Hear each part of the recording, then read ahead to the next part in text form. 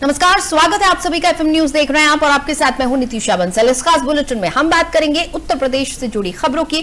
सबसे पहले शुरुआत करेंगे सीएम योगी आदित्यनाथ से जुड़ी खबर के साथ। मुख्यमंत्री योगी आदित्यनाथ ने सभी विभागों में रिक्त पदों पर जल्द नियुक्ति की प्रक्रिया प्रारंभ करने का निर्देश दिया है।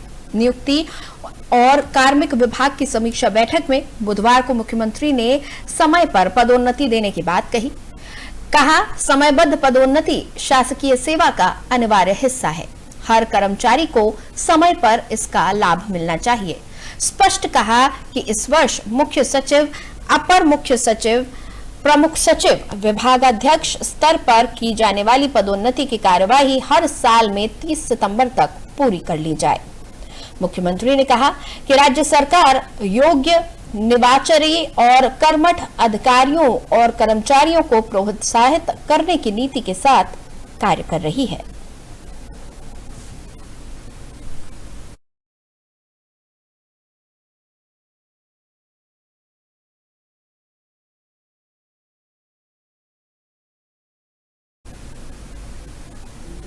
चलिए आगे बढ़ते हुए खबर बस्ती की है, जहां पर मुख्यमंत्री योगी आदित्यनाथ के भ्रष्टाचार पर जीरो टॉलरेंस नीति से भ्रष्टाचारी अधिकारियों और कर्मचारियों पर कड़ा एक्शन लिया गया है। बस्ती डीएम प्रियंका निरंजन ने बीडीए के घूसखोर जेई केडी चौधरी पर एक्शन लेते हुए उन्हें तत्काल उनके मूल विभाग पीडब्ल्यूडी में वापस भेज दिया है। इसके साथ ही उसको चेतावनी भी जारी की गई है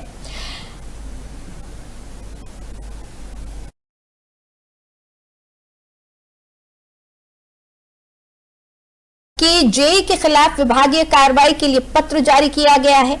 बीडीए यानी बस्ती डेवलपमेंट अथॉरिटी में तैनात पीडब्ल्यूडी के जेई केडी चौधरी पर दुकान का नक्शा पास करने की एवज में 50,000 की घूस की डिमांड की जानकारी मिली थी। दरअसल सिराज नाम का युवक अपनी दुकान का नक्शा पास कराने के लिए बीडीए के जेई केडी चौधरी से मिला।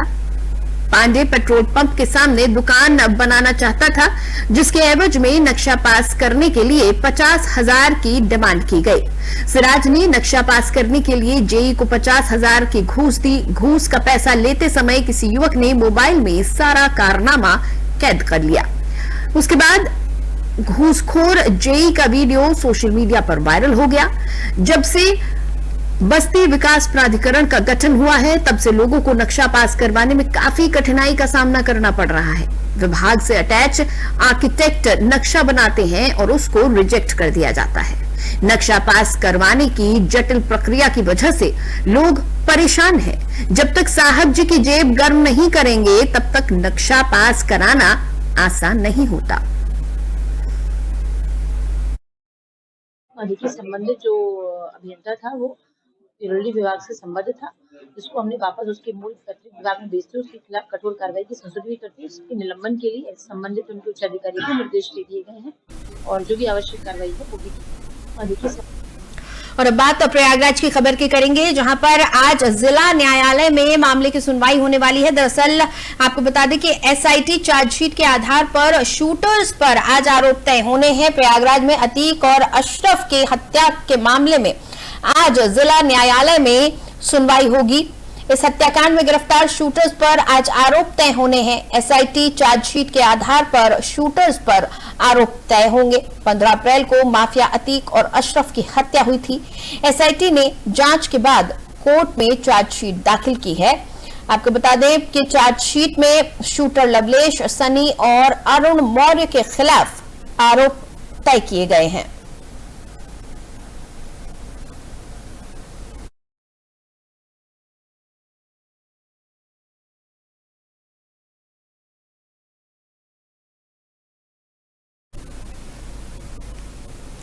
और अब खबर जालौन से है, जहां एक जल्लाद पति की बेरहमी से किस तरह से उसने अपनी पत्नी की पिटाई की है, यह खबर सामने आई है। दरअसल एक पति की हैवानियत इस कदर यहां देखने को मिली कि पति ने अपनी पत्नी को लोहे के तारों से पीटा और दहेज को लेकर पत्नी से अक्सर वो लड़ा करता था। यूपी के जालौन की यह खबर है, जहां पति की हैवानियत सामने आई है। तस्वीरों से आप अंदाजा लगा सकते हैं कि इस महिला के साथ किस कदर उसके पति ने अत्याचार किया है।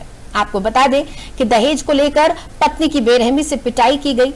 पति ने पत्नी को लोहे के तारों से पीटा, जिसके बाद गंभीर रूप से घायल हुई महिला को जिला अस्पताल उरई में भर्ती करवाया गया। उरई कोतवाली क्षेत्र के उमरार खेड़ा उरई का ये पूरा मामला है।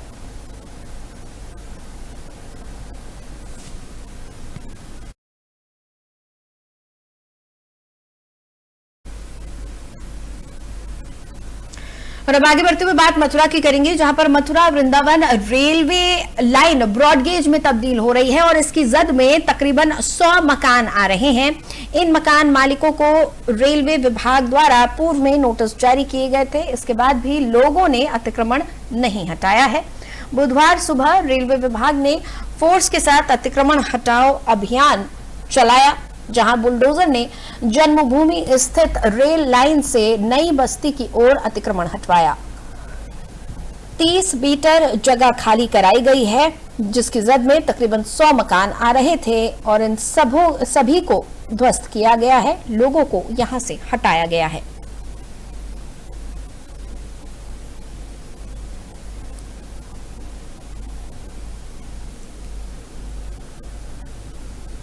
इसमें 150 घर है करीब।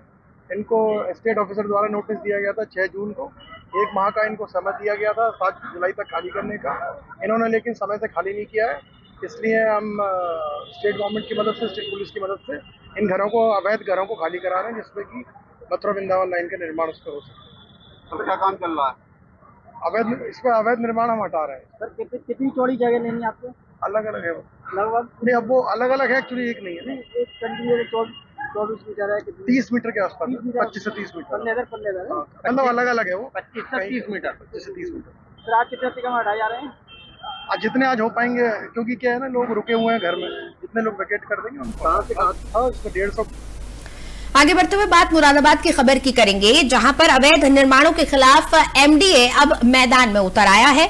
70 लाख रुपए की जमीन को कब्जा मुक्त करवाया गया है एमडीए द्वारा और भूमाफियाओं को अब एमडीए बख्शने के मूड में नहीं है। दरअसल यूपी के मुरादाबाद की यह खबर है, जहां पर अवैध निर्माणों के खिलाफ एमडीए वीसी शैलेश कुमार मैदान में कूद चुके हैं और सीलिंग को 70 लाख रुपए की जमीन भी कब्जा मुक्त करवा दी गई है। इस जमीन को पहले ही एमडीए ने सील कर दिया था और अब आखिरकार इसे कब्जा मुक्त करवा दिया गया है। इसके साथ ही बुलडोजर के साथ खुद भूमाफियाओं को नेस्तो नाबूद करने वीसी शैलेश कुमार यहां पहुंचे थे। वीसी की भूमाफियाओं को चेतावनी भी सामने आई है।